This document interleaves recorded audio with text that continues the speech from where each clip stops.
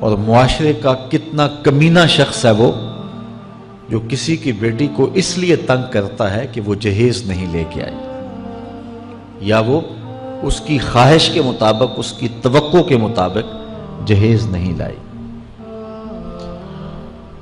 شریعت اسلامیہ نے تو نکاح کو آسان قرار دیا، اور یہ جو ہم اتنی لمبی چوڑی باراتیں لے کر کے چلے جاتے ہیں بیٹی والوں کے گھر میں، تو اسلام میں تو اس کا ایسا کوئی تصور نہیں ہے۔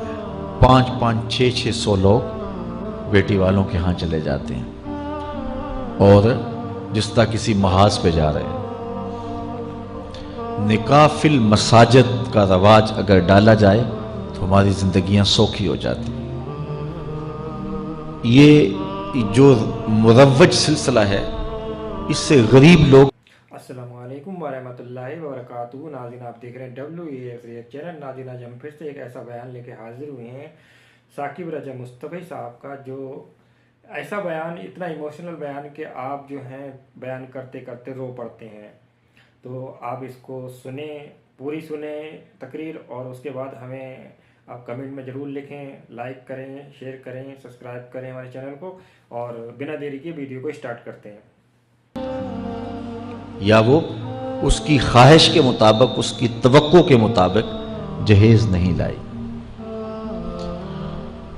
شریعت اسلامیہ نے تو نکاح کو آسان قرار دیا، اور یہ جو ہم اتنی لمبی چوڑی باراتیں لے کر کے چلے جاتے ہیں بیٹی والوں کے گھر میں، تو اسلام میں تو اس کا ایسا کوئی تصور نہیں ہے۔ 500 600 لوگ بیٹی والوں کے ہاں چلے جاتے ہیں اور جس طرح کسی محاذ پہ جا رہے ہیں۔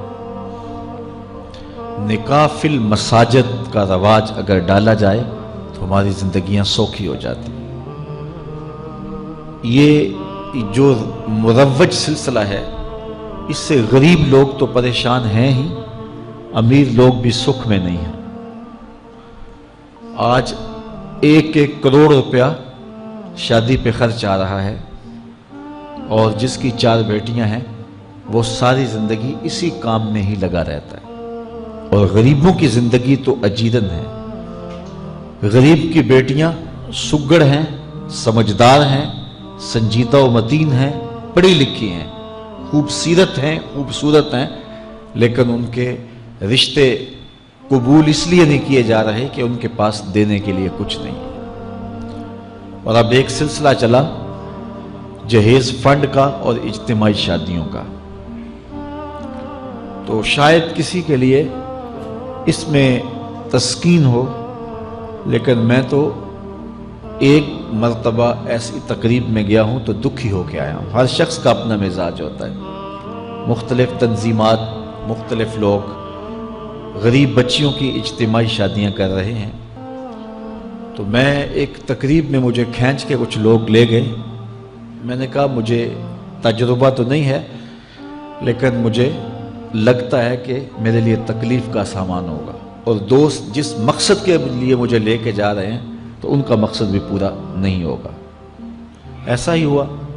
ایک ہال میں 15 سے 20 بچیاں تھیں، اور دوسری جانب 15 سے 20 بچے تھے، اور ان کے مہمان، ان کا ہجوم تھا، اور اسٹیج کے اوپر جو کرسیاں لگی تھیں ان پر مخیر حضرات بیٹھے ہوئے تھے جنہوں نے سرمایہ لگایا اور جہیز فنڈ دیا، اور تنظیم کے لوگ آ کے اپنی کارکردگی بیان کر رہے تھے۔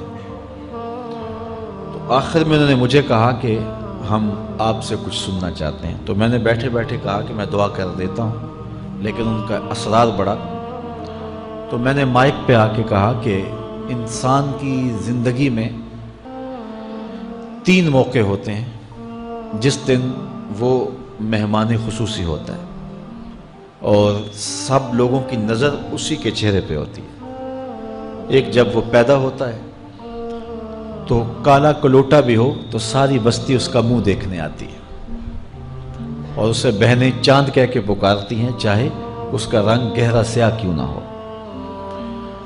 دوسرا موقع انسان پر اس وقت آتا ہے جب وہ دولہا بنتا ہے، तो सारे लोग उसी को देखते हैं और वो निगाहों का मरकज होता है और चीफ गेस्ट वही होता है। और तीसरा वक्त उसके ऊपर तब आता है जब वो चिट्टा लट्ठे का लिबास पहनता है, तो सारा शहर उसका मुंह देखने आता है। तो मैंने कहा इन गरीब लोगों से आज तुमने ये हक भी छीन लिया। आज मुखय्यर हजरात को ऊपर बिठाया और इनको नीचे बिठाया हुआ है, इसलिए कि ये गरीब हैं। और किसी के चेहरे के ऊपर मैंने कहा खुशी के आसार नहीं नजर आ रहे, उदासियां हैं। और इतने लोगों को इनकी गुर्बत का गवाह बना रहे हो। एकदम सुकूत तारी हो गया हाल पर, चूंकि मुझसे वो कुछ ऐसी बातें सुनना चाह रहे थे जिससे उनको दाद मिलती। मैंने कहा तुम्हारे जज्बे अपनी जगह पे, लेकिन काश के रात के अंधेरे में इन बेटियों के माँ बाप को तुमने कुछ पेश किया होता और ये अपने घर से रुखसत होती तो अर्श वाला रब बड़ा राजी होता। लेकिन बुरा करे नमाइश का कि हमने उन बेटियों का तमाशा लगा दिया। मैं एक शहर में गया तो वहाँ आजकल वो पहले था ना उम्रे के टिकट महफिल नात में, तो आहिस्ता आहिस्ता मजमा सिमट गया। तो अब एक नया सिलसिला शुरू हुआ है कि जहेज़ की पर्चियाँ निकाली जाएंगी। तो इसी साल आपके कुरब में एक जगह 10 के 15 जहेज़ फंड थे, तो मुझे खिताब करने के लिए उन्होंने कहा, तो बड़े शौक़ से मुंतज़िम महफिल ने बताया कि 15 बच्चियों का जहेज़ भी निकाला जाएगा और इस पर्दे के पीछे हज़ारों बच्चियां बैठी हुई हैं। तो मैंने अपनी गुफ्तगू में कहा कि ये जुल्म ना करो, ये ज़्यादती ना करो। तुम्हारे पास 100 लोगों का खाना है तो 500 लोगों को ना बुलाओ कि तुम कुरा अंदाजी करके 100 आदमियों को खाना दे दो और 400 आदमियों को कहो कि तुम्हारा नाम नहीं निकला। तुम्हारे पास 100 का खाना है तो 100 को ही पर्दे से बुलाओ और उनको खाना खिला दो।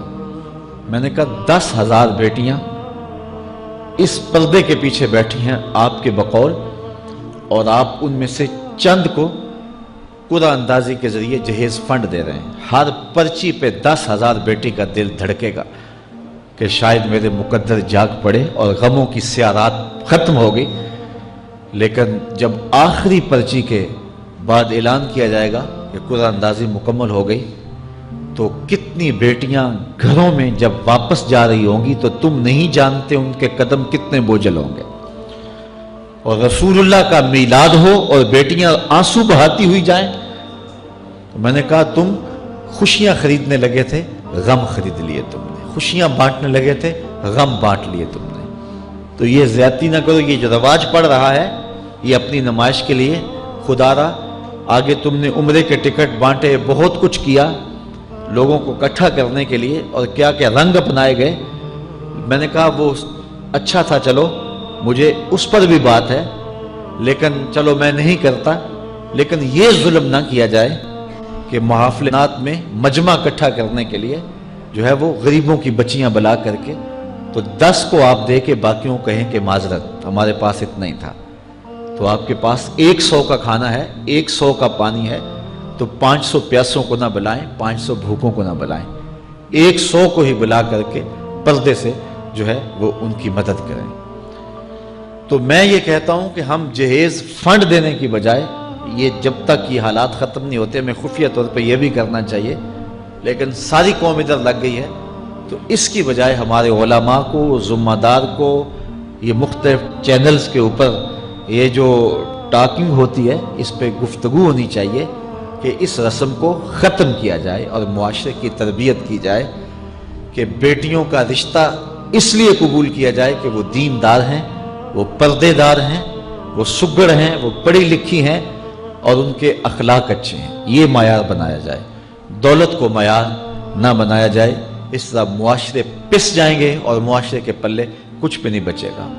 और आज अंदाजा नहीं है हमको कि जिसकी बेटियां घर की दहलीज पे जवान है उसकी जिंदगी कितनी कठिन गुजर रही है। कोठे ते चढ़ वेख फरीदा ते घर कर बलदी अग, میں جاتا دل دکھی میرا پر دکھی سارا جگ۔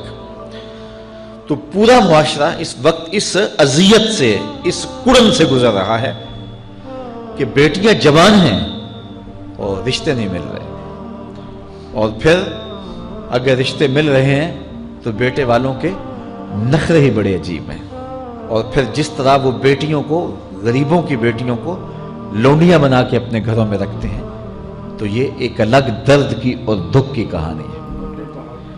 میرے پاس لوگ آتے ہیں، دعا کیجئے، کاروبار نہیں ہے، معاشی بحران ہے، مالی پریشانیاں ہیں، بچے کے امتحان سر پہ ہیں، بہت سارے مسائل لے کر لوگ آتے ہیں، لیکن کوئی نہیں، لوگ حوصلے سے مصائب کا مقابلہ کرتے ہیں، کاٹتے ہیں۔ لیکن کچھ لوگ آتے ہیں دعا کے لیے تو بات کرتے ہی آنکھیں چھلکنے لگتی ہیں اور میرا دل بھی قابو میں نہیں رہتا۔ لوگ کہتے ہیں کہ حضرت دعا کرو، بیٹی سسرال میں دکھی ہے، اللہ سکھ دے دے۔ تو میں دعا بھی کرتا ہوں، لیکن میں تنہائی میں جا کے روتا ہوں کہ اس درد کا مداوع کیا ہے، اس دکھ کا علاج کیا ہے، اور معاشرہ تیزی سے اس تکلیف کی طرف بڑھ رہا ہے، اور طلاق کی شرح بھی جو ہے وہ بڑھتی چلی جا رہی ہے۔ میرے پاس ایک دن ایک صاحب آئے، ساتھ ان کی بیوی تھی، اور میں انہیں جانتا ہوں، عزت دار لوگ تھے۔ تو انہوں نے کہا کہ ہم آپ سے کوئی تنہائی میں بات کرنا چاہتے ہیں۔ تو ان کے اپنے عزیز تھے، بیٹیاں اس شخص کی زیادہ ہیں، اپنے عزیزوں میں شادی کر دی، تو اس وقت انہوں نے طے کر لیا کہ کوئی بات نہیں، ہم جہیز نہیں لیتے۔ لیکن وہ باپ بلک بلک کے مجھے کہہ رہا تھا کہ کتنے دنوں سے میری بیٹی گھر آ کے بیٹھی ہوئی ہے، اور وہ کہتے ہیں کہ اتنی دیر واپس نہ آنا جب تک تیرا جہیز پورا نہیں ہو جائے گا۔ میں کہتا ہوں کتنا صفاق معاشرہ ہو گیا ہے اور کتنے کٹھن حالات ہو گئے ہیں۔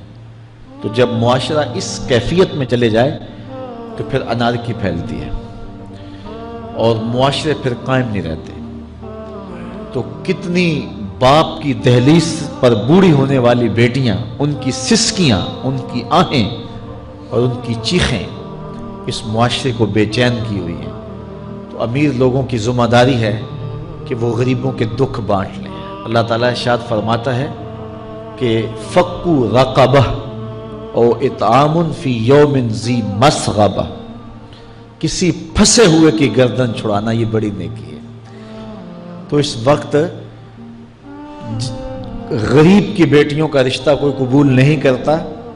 اگر کوئی نوجوان اور اگر کوئی سرمایہ دار غریبوں کی بیٹیاں قبول کر لے تو یہ اس کی مہربانی ہوگی، اور اگر یہ نہیں کر سکتا تو کم از کم ان بیٹیوں کی شادیوں کا اہتمام کیا جائے، لیکن یہ مہربانی کی جائے کہ غریبوں کی بچیوں کو نمائش گاہ میں نہ کھڑا کیا جائے اور ان کی غربت کا تماشا نہ بنایا جائے۔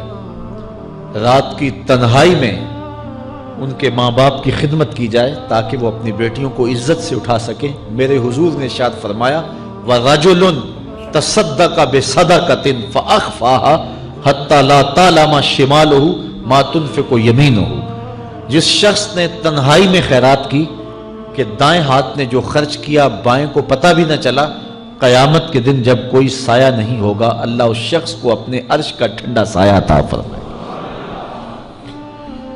تو یہ جو اجتماعی شادیوں کا ماحول ہے، تو اگر اس کو ہم اس میں تبدیل کر لیں کہ غریبوں کی عزت نفس مجروح نہ ہونے پائے، تو اللہ تعالیٰ یہ توفیق نصیب فرمائے اور معاشرے کے اندر ایسے لوگ نکلیں جو معاشرے کے دکھ بانٹتے ہیں۔ اور علماء کو ممبر و محراب سے زوردار آواز اٹھانی چاہیے کہ یہ جو رسم پیدا ہو گئی ہے جہیز کی، اور اس کے بغیر بیٹیاں گھر سے رخصت نہیں ہو سکتی ہیں، تو اس کو ختم کیا جائے اور اس کے خلاف عملی جہاد کیا جائے، اور اس کے لیے امیر لوگ نمونہ بنیں۔ غریب لوگ تو نمونہ بن نہیں سکتے، مشکل ہے ان کے لیے، لیکن امیر لوگ اگر نمونہ بنیں تو وہ بن سکتے ہیں اور معاشرے کے اس ناسور کو ختم کیا جا سکتا ہے، اور غریبوں کی بیٹیاں عزت سے اپنے پیا گھر سدھار سکتی ہیں اور ان کو جو ہے ان کے ماں باپ کو تسکین کی اور چین کی نیند آ سکتی ہے۔ آج میں نے نکاح کے حوالے سے بہت ساری باتیں کرنی تھی، لیکن عنوان ادھر چلا گیا چونکہ یہ ایک سلگتا ہوا مسئلہ ہے اور ہمارے معاشرے کو کاٹ رہا ہے اور توڑ رہا ہے۔ ایک تو گھروں کی دہلیز پہ بیٹیاں بوڑھی ہو رہی ہیں، اور دوسرا شرع طلاق جو ہے وہ بڑھتی چلی جا رہی ہے۔ اس حوالے سے میں زیادہ لمبی گفتگو نہیں کرتا، صرف 2-4 باتیں کہ طلاق اگرچہ مرد کا شرعی حق ہے، اور اگر نباہ نہ ہوتا ہو تو طلاق دینا ناگزیر ہو جائے تو طلاق دینا ہی پڑتا ہے، لیکن اس کے باوجود اگر کوئی شخص اپنی بیوی کو برداشت کرتا رہے تو قیامت کے دن رب کی رحمتوں کا حقدار ہوگا۔ جائز کاموں میں جو سب سے ناپسندیدہ امر ہے وہ طلاق ہے، اور جب کوئی شخص طلاق دیتا ہے اللہ کا عرش بھی ہلنے لگ جاتا ہے۔ امرأہ مردودہ اس خاتون کو کہتے ہیں جس کے شوہر نے اس کو طلاق دے دی اور وہ اس قابل نہیں ہے کہ اس کا دوبارہ نکاح ہو سکے۔ پہلے ہی بڑی مشکل نکاح ہوا تھا، بدصورت تھی، جہیز نہیں لا سکی تھی، تو پہلے بڑی مشکل نکاح ہوا تھا، اب طلاق ہو گئی تو اب تو اور زیادہ امکان مشکل ہو گیا، تو وہ اپنے باپ کی دہلیز پہ بیٹھ گئی۔ آگے نکاح کا ارادہ بھی نہیں ہے چونکہ امکان باقی نہیں ہے، تو اس عورت کو شریعت میں کہتے امرأہ مردودہ، لٹائی گئی خاتون۔ حدیث میں آتا ہے کہ کل اس خاتون کے باپ کو اس کے گناہوں کی وجہ سے جہنم کا حکم ہوگا، تو یہ جہنم اور اپنے باپ کے درمیان آڑ بن کے کھڑی ہو جائے گی اور رب سے بحث کرے گی کہ میرے مالک تو نہ مجھے عقل دی نہ تو نے مجھے شکل دی، سسرال نے قبول نہ کیا اور خامن نے دھتکار دیا۔ یہ ایک بوڑھا باپ ہی تھا جو مزدوریاں کر کر کے میرا پیٹ پالتا رہا، اس کے بڑے گناہ ہوں گے لیکن مالک میں تو اس کو جہنم میں نہیں جانے دوں گی۔ اللہ سے لڑائی کرے گی، بحث کرے گی، اللہ اکبر، الجھاؤ پیدا کر دے گی۔ حدیث میں آتا ہے اللہ اس خاتون کی سفارش مان کے اس کے بوڑھے باپ کو جنت عطا فرما دے گی۔ اگر طلاق دینا ناگزیر ہو جائے، بہت ضروری ہو جائے طلاق دینا، اور اس کے بغیر کوئی دوسرا راستہ نظر نہیں آ رہا، تو پھر بھی 3 طلاقیں اکٹھی نہ دیں، 1 طلاق دے دیں۔ اور 1 طلاق دینے کا فائدہ یہ ہوگا کہ 3 مہینے کے بعد عورت فارغ ہے، آگے نکاح کرنا چاہے تو کر سکتی ہے۔ لیکن اگر 3 ماہ کے بعد، 4 ماہ کے بعد، سال کے بعد، 2 سال کے بعد اس نے آگے نکاح نہیں کیا تو دوبارہ ان کا پروگرام نکاح کا ہو جاتا ہے، تو پھر واپس آنا آسان ہوتا ہے۔ تو لوگ یک مشت 3 طلاقیں دے دیتے ہیں اور پھر مسئلہ پوچھتے ہیں، تو چونکہ ہمارے یہاں کثرت احناف کی ہے اور واضح احکام جو شریعت کے ہیں وہ 3 اکٹھی طلاقیں اگرچہ ناپسند ہیں لیکن 3 طلاقیں اکٹھی 3 ہی ہو جاتی ہیں، تو پھر اس کے بعد اپنا مسلک بدلنے کی کوشش کرتے ہیں، یا جو ہے وہ ایسے لوگوں سے فتویٰ دیتے ہیں جن کا یہ فتویٰ نہیں ہے، اور ایک عجیب الجھن میں مبتلا ہو جاتے ہیں۔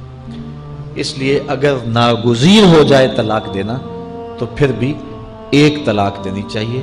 جو 3 طلاقوں سے حاصل ہوگا، عورت سے الگ ہونا، وہ 1 طلاق سے ہی حاصل ہوگا، اور 1 طلاق بھی طہر کی حالت میں دینا چاہیے، عالم حیض میں نہیں، چونکہ ان دنوں کے اندر مرد کا رجحان عورت کی طرف زیادہ ہوتا ہے، اس لیے شریعت نے طہر میں طلاق دینے کا حکم دیا ہے اگر کوئی طلاق دینا چاہے۔ لیکن اگر کوئی حیض میں طلاق دے دے تو پھر بھی طلاق ہو جائے گی۔ 3 اکٹھی دے دیں پھر بھی طلاق ہو جائے گی۔ لیکن ایک طلاق اور وہ بھی طہر میں اگر دی جائے، ہاں مہینے کے وقفے کے بعد دی جائے تو پھر بھی موقع موجود ہوتا ہے۔ تو عمومی طور پہ لوگ 3 طلاقیں اکٹھی دے کے بعد میں پریشان ہوتے ہیں، جو کہ طلاق دینے کے بعد پھر پوزیشن سوچ کی اور گمان کی اور ہوتی ہے۔ تو یہ ضروری باتیں تھیں۔ کار ما آخر شدو آخر زما کار نشد۔